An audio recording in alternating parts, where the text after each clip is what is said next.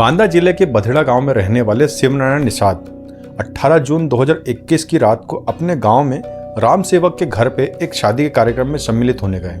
जब वो देर रात तक वापस घर नहीं लौटे तो घर में मौजूद उनकी पत्नी दुलारी को चिंता सताने लगी। उस समय दुलारी अपने घर पर अकेली थी। उसका 20 वर्षीय बेटा और 17 साल की बेटी राधा गांव अलमीरा में स्थित एक रिश्तेदार के घर गए हुए थे। दुलारी ने पति का इंतजार करते करते जैसे तैसे रात काट ली। सुबह होने पर दुलारी ने अपने बेटे को फोन करके रोते हुए बताया कि बेटा, तुम्हारे पिताजी गांव में राम सेवक चाचा के घर के मंडप पूजा कार्यक्रम में शामिल होने गए थे, लेकिन वो रात से अभी तक घर नहीं लौटे हैं। बेटे दीपक ने जब अपने पिता के गायब होने की बात सुनी तो वो घबरा गया। फिर माँ को समझाते हुए बोला कि घबराओ मत माँ, मैं घर आ रहा हूँ। हो सकता है पिताजी रात को चाचा के घर ही रुक गए हों, फिर भी आप उनके घर पर जाकर पूछ आओ, तब तक मैं यहाँ से निकलता हूँ। ठीक है बेटा, मैं राम सेवक चाचा के घर में जाकर पता करती हूँ। ऐसा कहकर दुलारी ने फोन काट दिया। दुलारी जब राम सेवक के घर पहुंची तो राम सेवक ने उसे बताया कि शिवनारायण गांव के ही दो लोग, एक सूबेदार और दूसरा चौथैया के साथ रात को 10 बजे वहां से लौट आया था। ये बात दुलारी ने दीपक को फोन करके बताया। तब तक दीपक के मन में तमाम तरह की आशंकाओं ने जन्म लेना शुरू कर दिया था। उसी दिन की शाम दीपक अपनी बहन को लेकर अल्मोड़ा गांव से वापस अपने घर आ गया। दुलारी और घर के लोग सोचने लगे कि जब राम सेवक चाचा के यहाँ वो नहीं गए हैं तो फिर कहाँ होंगे। उस दिन दीपक अपने ताऊ, अपनी माँ और रिश्तेदारों के साथ पिता को आसपास खोजने लगा। जब उसके पिता कहीं नहीं मिले तो वह अपने रिश्तेदारों के साथ सुबैया और चौथिया से मिलने के लिए पहुंच गया। शिवनारायण और चौथैया ने उससे बताया कि वो रात 10 बजे उसके साथ ही लौटे थे और गांव की ही पान परचून की दुकान तक के वो लोग साथ गए, लेकिन उसकी दुकान बंद मिली। तब हम लोग वहां से अलग अलग अपने अपने घरों की तरफ वापस लौट गए। इसके बाद शिवनारायण कहाँ गया हमें बिल्कुल भी नहीं पता। शिवनारायण की दो बेटियां जो अपने ससुराल में रह रही थी, जब उन तक के अपने पिता के लापता होने की सूचना मिली तो वो तुरंत अपने मायके यहाँ पहुंची। अब तक शिवनारायण के घर वालों के मन में तमाम तरह की आशंकाएं जन्म लेने लगी थी। बेटे दीपक और बेटियों का रोते हुए बुरा हाल हो गया था। इस दौरान बेटे ने अपने सभी रिश्तेदारों को फोन करके उनके बारे में जानना चाहा, लेकिन सभी जगह उसे निराशा हाथ लगी। अब तक शिवनारायण को गायब होते हुए 2 दिन गुजर गए थे, फिर भी घर वाले पुलिस के पास न जाकर इधर उधर खोज रहे थे। इसी दौरान 20 जून 2021 की सुबह गांव के सूबेदार और बाकी लोग यमुना नदी के किनारे जा रहे थे तो उन्होंने हाथ पैर बंधे हुए घुटनों के बीच डंडे फंसे हुई एक लाश देखी। ये बात उन्होंने तुरंत बाकी गांव वालों को बताई। इसके बाद वहां लाश देखने के लिए यमुना नदी किनारे ग्रामीणों की भीड़ इकट्ठा होने लगी। गांव वालों ने तुरंत उस लाश को पहचान लिया। वो मृतक और कोई नहीं बल्कि शिवनारायण था। इधर गांव वाले ने नदी किनारे लाश मिलने की सूचना पुलिस थाने में दी। नदी किनारे लाश मिलने की सूचना मिलते ही पुलिस तुरंत मौके वारदात पर पहुंची। साथ ही साथ लाश के परिवार वालों को भी सूचित किया गया। पति की लाश देखकर दुलारी दहाड़े मारकर रोने लगी। सूचना पाकर पुलिस के आला अधिकारी भी वहां आ पहुंचे। पुलिस ने प्रारंभिक जांच में पाया कि लाश फूलने की वजह से नदी के ऊपर आ गई है। ऐसे में अनुमान लगाया गया कि शिवनारायण की हत्या 18 जून की रात को ही कर दी गई थी, क्योंकि पानी में डूबा हुआ शव कम से कम 24 घंटे बाद फूलने के बाद ऊपर आता है। फॉरेंसिक टीम ने वहां से कुछ सबूत इकट्ठे किए। पुलिस ने लाश को देखकर यह अनुमान लगा लिया था कि हत्या में 1 से ज्यादा लोग जरूर शामिल हैं, क्योंकि पुलिस को घटनास्थल पर ऐसा कोई भी निशान या फिर दोपहिया या 4 व्हीलर का टायर के निशान नहीं मिले थे जिससे ये कहा जा सकता है कि हत्या उसी जगह की गई थी। इसी को आधार बनाकर पुलिस ये मान रही थी कि हत्या कहीं और की गई है और लाश को नदी में ठिकाने लगाने के उद्देश्य से यहाँ पे लाकर फेंका गया है। जिस समय बधेड़ा गांव के पुलिस अधिकारी घटने का मुआयना कर रहे थे, पुलिस को वहां जमीन पर खून पड़ा हुआ दिखा। साथ ही कुछ टूटी हुई चूड़ियों के टुकड़े भी पुलिस ने बरामद किए, जिन्हें फॉरेंसिक टीम ने अपने कब्जे में ले लिया। मौके पर मौजूद गांव वालों ने बताया कि टूटी हुई चूड़ियां मृतक की पत्नी दुलारी की है। गांव वालों का कहना था कि मामले की जानकारी होने पर दुलारी वहां पर बैठकर रो रही थी। हो सकता है उस दौरान उसकी चूड़ियां टूटकर बिखर गई हों, लेकिन पुलिस किसी भी तरह के सबूत को हल्के में नहीं ले रही थी, इसलिए वहां मौजूद हर संदिग्ध वस्तु को अपने कब्जे में पुलिस कर रही थी। इसी दौरान हत्या से जुड़े सबूतों को इकट्ठा करने के लिए पुलिस ने लाश से मिलने वाले स्थान से पैदल नदी के किनारे लगभग 1.5 किलोमीटर तक की छानबीन की, लेकिन वहां से पुलिस को कोई खास सबूत नहीं मिला। पुलिस ने जरूरी सबूतों को इकट्ठा करने के बाद लाश को पोस्टमार्टम के लिए भेज दिया। इसी दौरान पुलिस ने परिजनों से शिवनारायण के घर वालों के किसी से रंजिश होने की बात भी पूछी, तो रिश्तेदारों ने पुलिस को कोई भी रंजिश ना होने का जिक्र किया।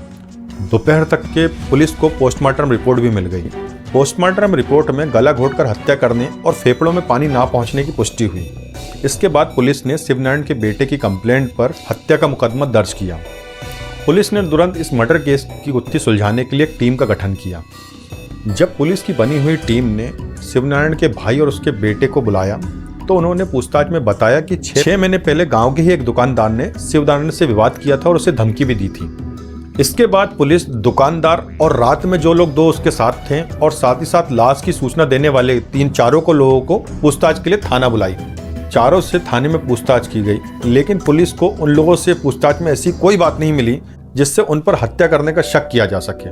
पुलिस शिवनारायण की हत्या की हर एंगल से जांच कर रही थी। इसी दौरान उन्होंने मृतक के घर के हर सदस्य का बयान भी दर्ज कर लिया। पुलिस को जांच में पता चला कि शिवनारायण रात को 9 बजे ही दावत से अपने घर वापस आ गया था। चूंकि उस वक्त हल्की बारिश हो रही थी, ऐसे में 45 की उम्र में उनका कहीं और जाने का सवाल ही नहीं उठता था। पुलिस ये मान कर चल रही थी कि शिवनारायण घर लौटे थे और उनके साथ घर पर ही कोई घटना हुई है। उस दिन घर पर मृतक शिवनारायण की पत्नी ही मौजूद थी, क्योंकि उसके बच्चे रिश्तेदारी में किसी दूसरे गांव गए हुए थे। मौके पर मिली चूड़ियां और उसके टुकड़ों के आधार पर पुलिस का पहला शक दुलारी पर गया। पुलिस और भी पुख्ता सबूत इकट्ठा करना चाह रही थी। पुलिस ये समझ चुकी थी कि हत्या करने के बाद लाश को बांध दिया गया और बीच में डंडा फंसा के उसे एक स्थान से दूसरे स्थान तक के उस रात लेके गया होगा। इसी दौरान पुलिस को जांच में यह भी पता चल गया था कि उसी गांव के रहने वाले जगभान सिंह उर्फ पुतवा का अक्सर शिवनारायण निषाद के घर आना जाना रहता था।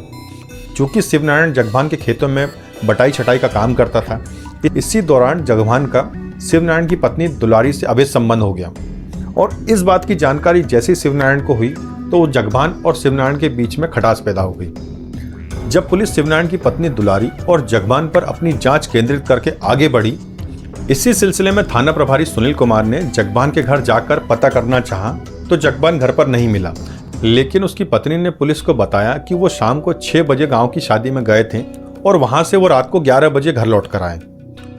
साथ ही साथ उसकी पत्नी ने पुलिस को यह भी बताया कि इनके साथ गांव के भोला निषाद भी अपनी 4 बेटियों को लेकर गांव की शादी में गए थे। लौटते टाइम उनकी 3 बेटियां वहीं रुक गईं, जबकि एक बेटी उनके साथ वापस आई।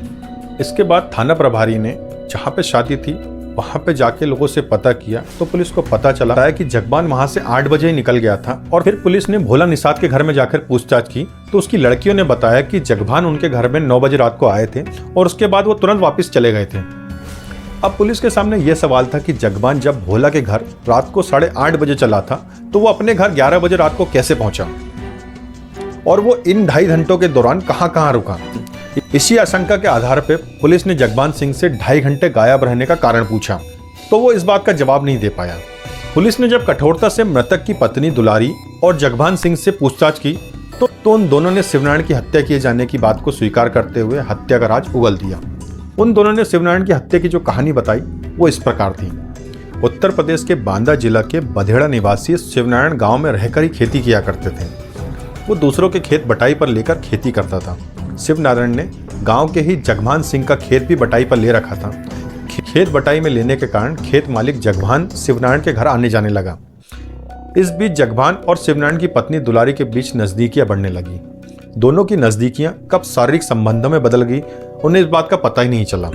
एक दिन शिवनारायण ने जगभान और दुलारी को एक साथ देख लिया तो वो आग बबूला हो गया और जगभान को घर न आने की हिदायत दे दी।